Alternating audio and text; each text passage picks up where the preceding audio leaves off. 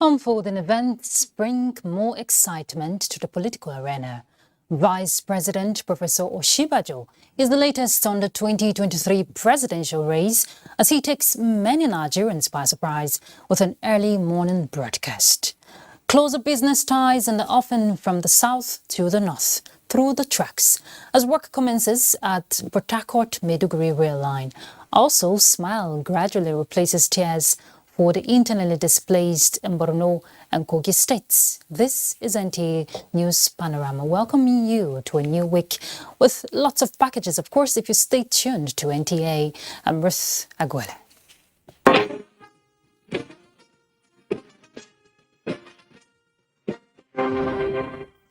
Before we begin the news proper, let's remind you that you can follow this news broadcast live on our website, nta.ng/live, and all our social media platforms displayed on the screen right now.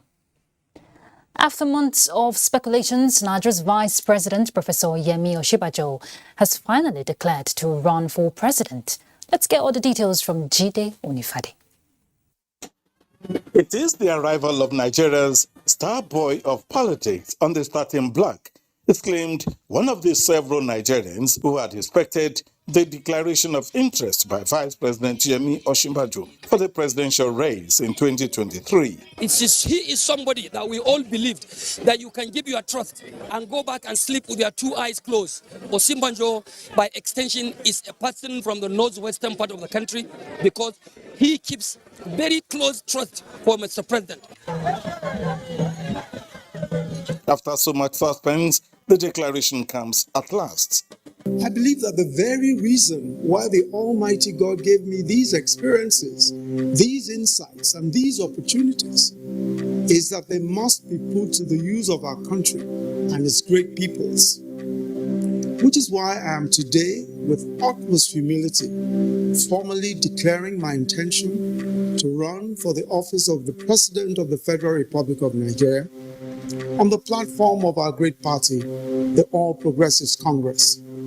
The Vice President says his coming into the race is to heed the call of millions of Nigerians who are rooting for him to be the president come 2023. These admirers refer to him as someone who is well prepared for the job, and that nothing else is new to him when it comes to governance. Oshibajo. There's no two names like that. Where do I start from? Is it humility? Is it fear of God? Is it not for children? Is it intelligence? He has made business much more easier for us as entrepreneurs in Nigeria. This trust does not come easily, as the Vice President, since assuming office alongside the President in 2015, is said to have touched lives, either on an individual effort or while carrying out official duties. And take care of you. We will be well. We will make sure that we take care of you and we do the best we can by God's grace. Twice, the country's economy fell into recession and rose again, and his finger appeared as a trademark on almost every progress the nation has made and still making.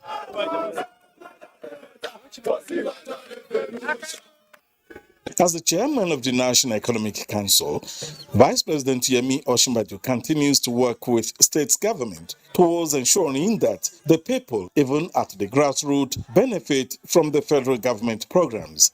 Accurate traffic reporter, updating you on the traffic situation across the nation. I want to emphasize that our women should be asking for equal representation, not 35%. Equal representation. Vice President Yemi Oshibajo recognizes the potential of the Nigerian youths. A number of projects were designed to help the young Nigerians channel their energy and skills towards the realization of this belief. For instance, in the technology and innovation sector, the Vice President has been working with the youth in developing this sector. The vice president showing up locally here from a tech standpoint. I know we're talking technology. Tomorrow is going to be the entertainment industry in Hollywood. In terms of the visit, says, I'm committed. I'm very interested in what the youths have to say. I know youths are an integral part of moving Nigeria forward. Then described him as a true and loyal partner in this enterprise of running this nation. And I believe so much in that he has done very well and he has done incredibly well as the Vice President of the Federal Republic of Nigeria. The Vice President is somebody, based on my own observation in this last 7 to 8 years, somebody that is driven by the notion that government and governance, leadership of people ought to be driven by justice, a heart of justice and a heart of service. The people believe the vice president is well cut out for the job, even at higher level position of our president. In the State House, JJ Onifade, NTA News. All the presidential aspirants from the southeast on the platform of the People's Democratic Party have resolved to work together as a team to ensure that the southeastern emerges as the party's standard bearer for the 2023 presidential election. Timothy Yusuf reports. The four presidential aspirants on the platform of the PDP so far from the southeast are former President of the Senate, Ayim Pius Ayim, former Governor of Anambra State, Peter Obi, Mazi Samu Habunwa, and Dr. Nwachukwu Anakwenze. We have agreed to work together as a team. We intend to consult with other zones on this issue, and it is based on fairness and equity. In doing so, it is important to note that we have always supported other zones, and we now expect them to reciprocate. The aspirants further emphasized that their position is in the interest of national unity, the PDP, and above all, in line with the PDP constitution. Meanwhile, some other aspirants vying for various elective positions on the platform of the PDP have visited the National Secretariat of the party, expressing their readiness to work towards the victory of PDP at all levels. We have dramatically stabbed people where virtually nobody expected. Dr. Yoshia Ayu, our national party chairman, he will direct for a free and fair primary. National chairman of the PDP, Yoshia Ayu, restates the party's determination to conduct a free, fair, and acceptable primary election. Timothy Yusuf, NTA News. Former Head of State General Abdulsalami Abubakar has reechoed the need for Nigerians to elect leaders that will take the country out of the current security challenges and work towards the sustainability of its integrity. The former head of state gave this indication when he received a presidential aspirant, Professor Christopher Imomolen, under the platform of a court party in Mina. Fatima Aliyu reports. Globally, Nigeria inclusive, consultations has become an integral part of political process where aspirants seek opinions of leaders and others who matters for mentorship. Latest on the list of presidential aspirants that thronged the upper residence of the former head of state is an academician and philanthropist, Professor Christopher Imomolen, who was in Mina to seek advice on his ambition to vie for the #1 seats in the country. They need to reposition the country, and if that must be done, then Nigeria should start looking at selecting leaders who have progressed individually, privately. I think we, the old ones, should fade away gracefully and allow the young people to come so that we can mentor them and tutor them and help them in whatever way we can in order to lead this country. General Abdulsalami Abubakar, however, emphasized the need for Nigerians to support and put their weight behind young, visionary and vibrant leaders to restore the country to the path of glory. In Mina, Fatima Aliyu, NTA News. Construction work has commenced at the Port Harcourt to Maiduguri narrow gauge reconstruction project. Minister of Transportation Chibuike Rotimi Amici, while inspecting the project, says the target is to get the track laying from Port Harcourt to Enugu completed by September this year. Oina Kaloka reports. The contractors have been mobilized and work has commenced. They have started removing the old lines. They will replace the old lines with new ones, all the way from Port Harcourt to Maiduguri. It is a project that is to be reconstructed, so the work is expected to be fast, says the Minister of Transportation, Chibikeru Timiamechi. So I expect that by the time we come here, formation work should have commenced and should have gotten, if it doesn't get up to the watch, we go quite close to the one set of formation work. Clearing should have either gotten to Imo River or have exceeded Imo River. If we must meet the target of August, September to get to Enugu, both in terms of track lane, what we are trying to do in this narrow gauge line is to build the same infrastructure of a thing that you have. You can never tell when you build the standard gauge on this line. They have some level of funding. I hope that we'll secure the loan before they exhaust what we currently have. He urged the contractors to work in different gangs in order to hasten the completion of the project.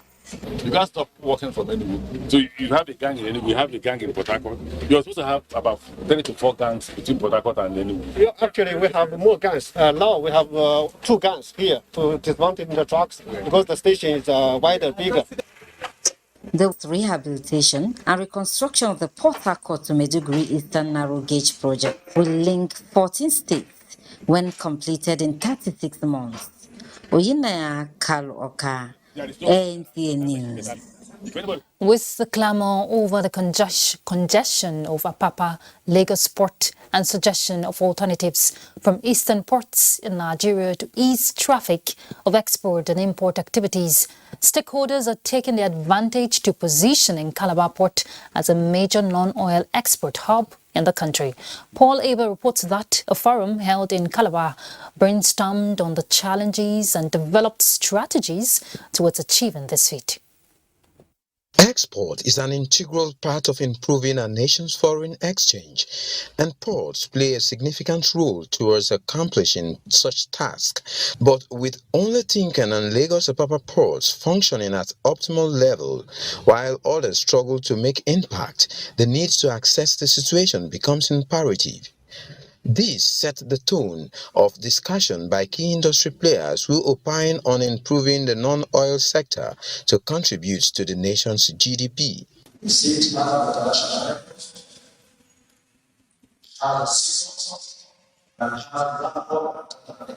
We think that from here, a lot of exports can go into the Central, South Africa. The non-dredging of the Calabar ports has posed a perennial problem. We've heard about this dredging for over 20 years now. Taking a look at alternate sources of income other than oil and in promoting export, speakers highlight the role of NPA terminal operators, the private sector among others, on using Calabar Port as a major non-oil export hub in Nigeria. The dredging of Calabar Port, comparative analysis, realities, challenges, and the way forward were also brought to the fore. We know that cargoes come to the port at the owner's choice, at the owner of cargo choice. We need to work on that. That is not the issue. The government at the state level, at the federal level, and all the agencies, NPA, NIMASA, Shippers Council, Nigerian Export, they should come together and work, and the customs should actually facilitate trade, and they should not be tax collectors. A panel discussion further buttressed the need to implement submissions at the forum. The stakeholders here at the end of the forum and as part of their communique are appealing to the federal government to take a political decision towards dredging the Calabar port as well as other challenges in Calabar. Paul Aber, NTA News.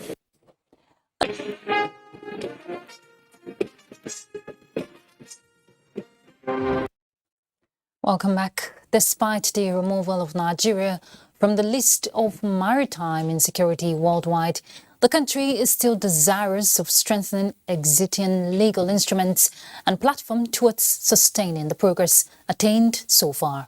Director General, Nigerian Maritime Administration and Safety Agency, NIMASA, Bashir Jamo, stated this while receiving delegates from the European Union. Michael Olale would tell us more.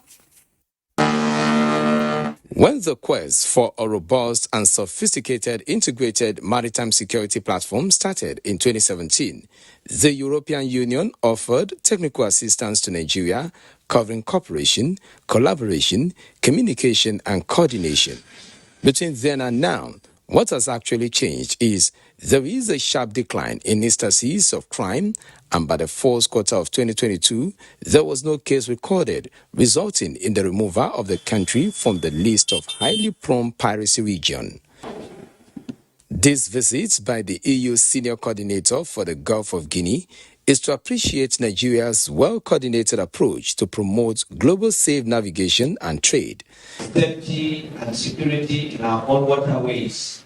The Director General of NEMASA attributed the success recorded so far to government's commitment through the implementation of Piracy and Other Maritime Offences Act 2019 and the deployment of the Deep Blue project. He assured the EU that mechanism for their sustenance is carefully mapped out. Even though we are yet to deploy the entire asset, but the federal government in the last 1.5 months granted approval for the payment of the sustainability plan GSEP, as well as the outstanding clearing fees that make us not clear remaining items. The EU Senior Coordinator for the Gulf of Guinea acknowledged the progress, pledging commitments to continue working with Nigeria to cement the gains. To cement its achievements in the maritime sector, Nigeria is planning to host an international conference with hope of awakening global consciousness on the right approach to fighting maritime crimes. In Lagos, Michael Olaleye, NTA News. Cocaine concealed in 8 children's duvet have been intercepted by operatives of the National Drug Law Enforcement Agency at the Murtala Muhammed International Airport, Lagos. The illicit drug, with an estimated gross weight of 13.2 kilograms, was brought into the country by a 52-year-old suspect from Brazil. A 37-year-old suspected drug trafficker was also arrested at the Akanu Ibiam International Airport, Enugu, where upon arrival from Johannesburg, South Africa, with 738 grams of skunk concealed in detergent containers. Meanwhile, over 800 kilograms of illicit drugs were seized in Lagos, Edo, Zamfara, Akwa Ibom, and Ondo states, with 4 persons arrested. 8 years after 8 years of displacement, 680 households have been resettled in Warabe village in Goza local government area as part of Borno state government's ongoing resettlement of communities devastated by insurgency. Mohammed Goni reports that Governor Babagana Umar Zulum performed the resettlement ceremony. Communities, Warabe village was displaced in the last 8 years by the insurgents, compelling residents to flee for safety in neighboring Fulka and other areas. With gradual return of peace, the people clamored to return home to normal lives, and government constructed 340 houses for the willing returnees, but the number doubled as most displaced residents say they are tired of living as IDPs. They offered to return home to build their own houses or live in makeshifts while they gradually rebuild their houses, to which government has given approval.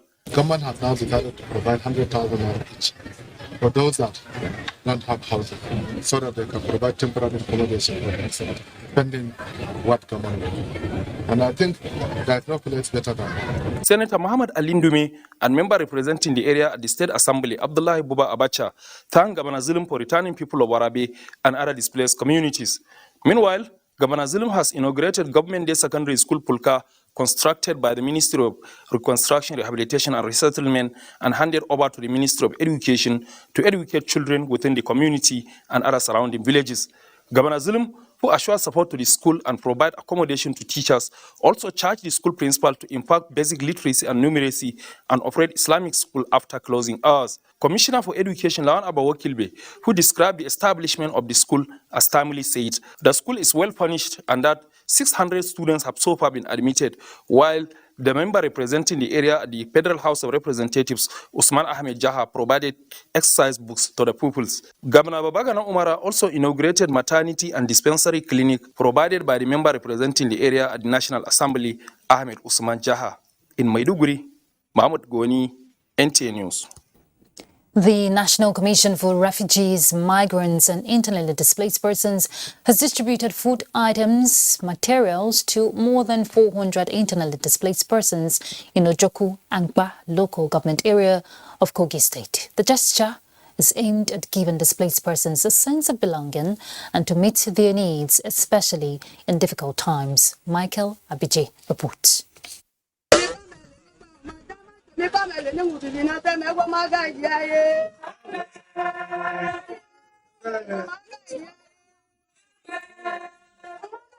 The beneficiaries consist of displaced persons and the less privileged from the local government and beyond, who converged at the community secondary school, Ojoku.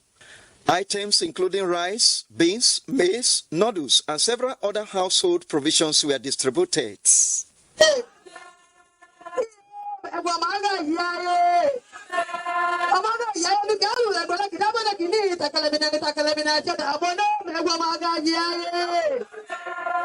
Feel anxiety. We are very, very happy to this gesture. Since we are alive, we never see this canteen in our community before. We thank her very much. May God bless her.